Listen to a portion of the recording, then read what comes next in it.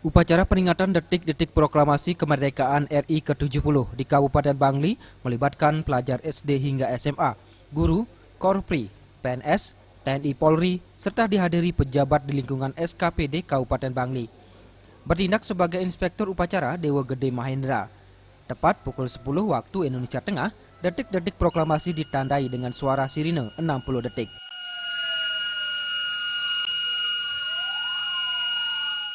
Dalam upacara HUT ke-70 tahun kemerdekaan RI, teks proklamasi dibacakan Ketua DPRD Bangli, Ngakan Made Kute Parwata.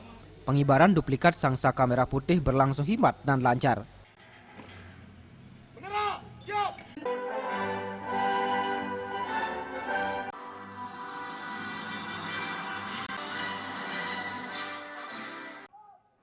Usai upacara detik-detik proklamasi kemerdekaan RI, dilanjutkan upacara ziarah nasional di Tugu Pahlawan Panglipuran. Hal ini sebagai bentuk penghormatan kepada para pejuang dan pahlawan di Kabupaten Bangli di bawah komando tokoh Anak Agung Anom Mudite.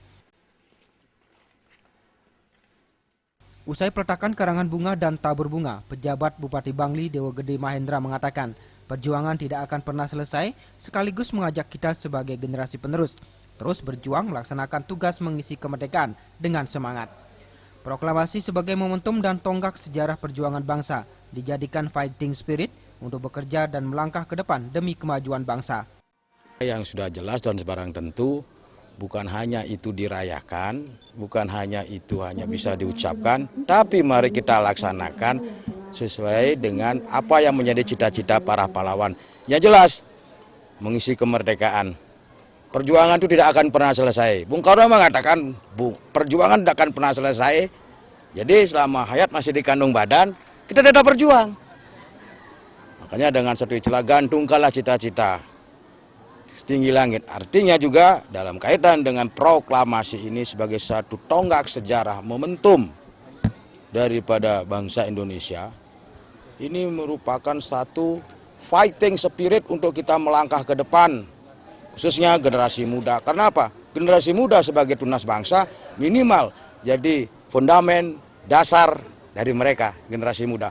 Fighting spirit itu tumbuh tidak hanya bisa diucapkan tetapi dari lubuk sanubari kita.